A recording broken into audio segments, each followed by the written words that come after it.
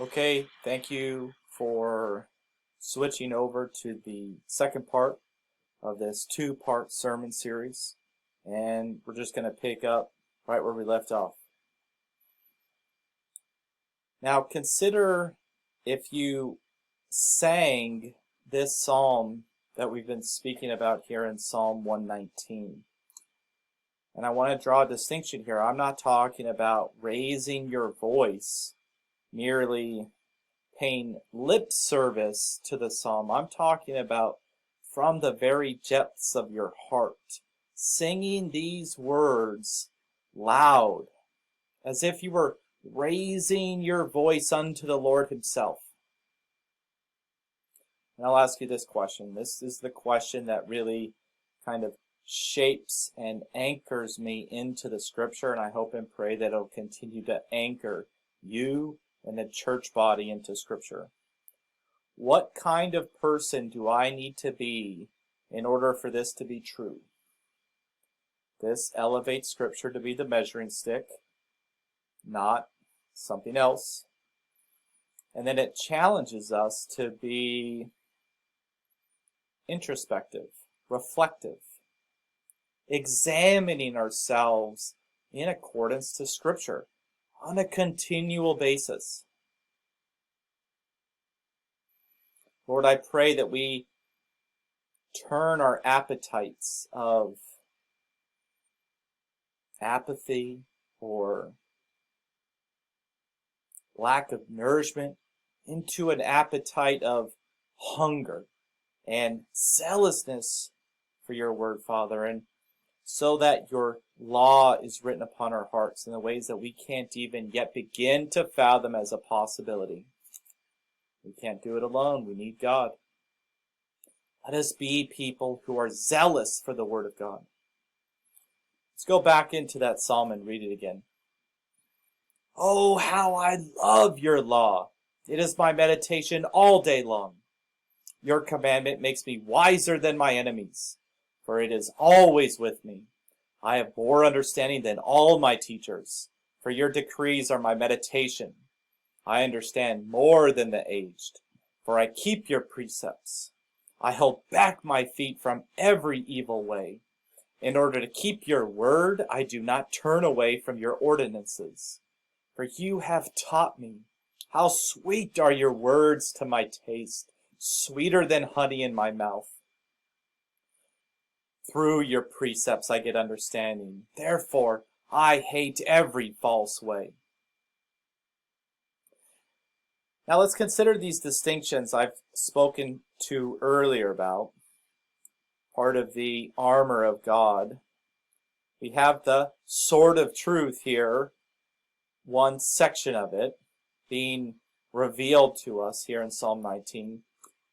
These are the words that kind of sear into our hearts, that ground us into the Word of God as the source of truth, and in such a way that debunks or refutes any false teachings or deceptions, and it utterly destroys them.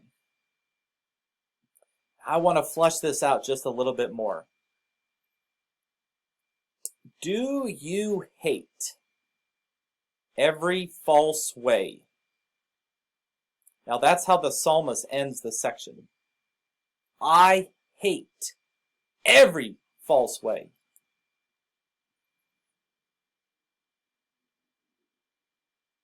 What is false? What is truth? If the Word of God is truth, then everything that is contrary to its sound teachings are false. If there is anything that fails to stand against the scrutiny of the Word of God, it is false. Now let's just take one very simple and very real problem facing the church today. I am talking about something here very serious, so I want you to pay attention, refocus where our minds are. Let us take up the whole armor of God, because it's time for battle. What should the church do with Black Lives Matter? It's written across protesters' faces all over the country.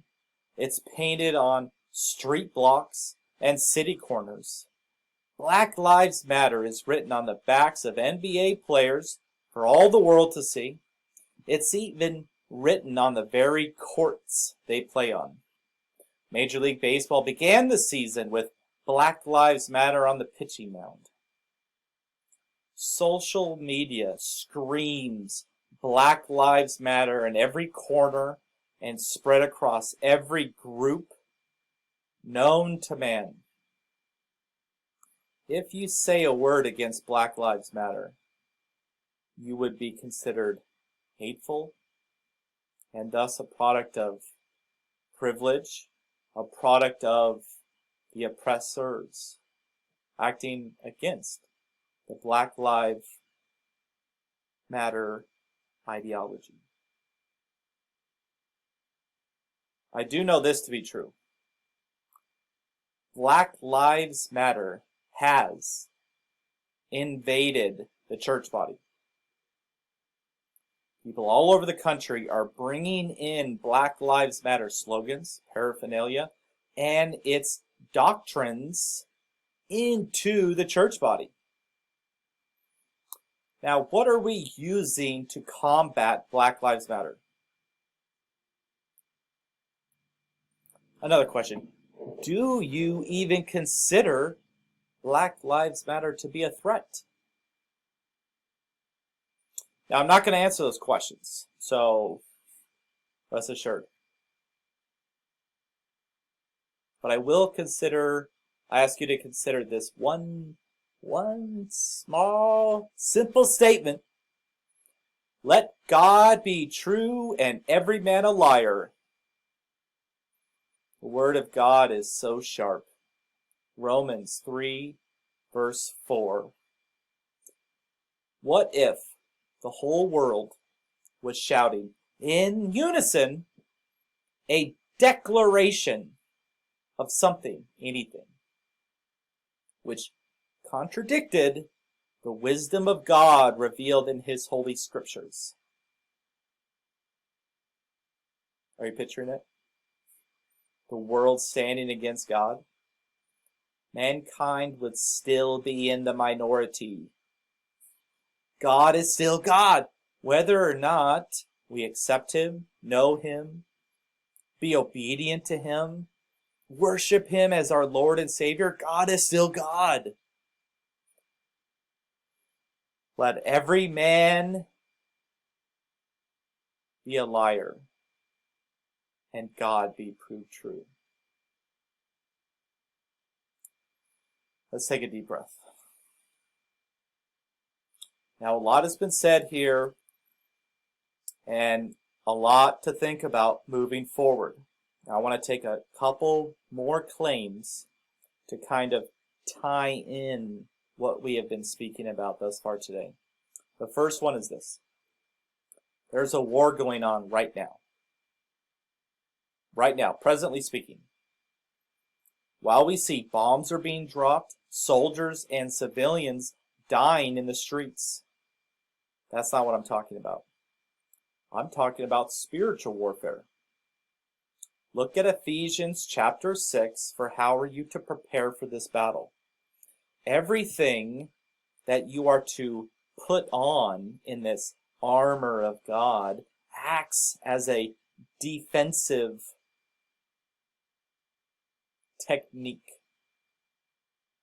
or a defensive truth in this war.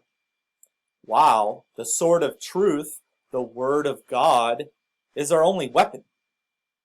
Thus, we must be adept at using all of these devices with precision and efficiency. Now, for these claims to really hit our hearts hard, to really strike the core, we must be utterly convinced in the sufficiency of Scripture. Just as the psalmist reminds us, I do not turn from your ordinances, for you have taught me. The word of God is truth, and let every man be a liar. Stand firm, therefore, on the word of God. If you don't know what you believe to be true, how are you going to be living your life? How could you be grounded in the Word of God if you don't believe it to be true? Lord, let us be people who are equipped, the whole armor of God, to proclaim it with boldness, simply, humbly, proclaiming, here I am, Lord, send me. Let us pray. Father, we're reminded of our inadequacies because there's a warfare going on that you speak about in your holy scriptures that we can't quite see or understand in its full complexity with our eyes.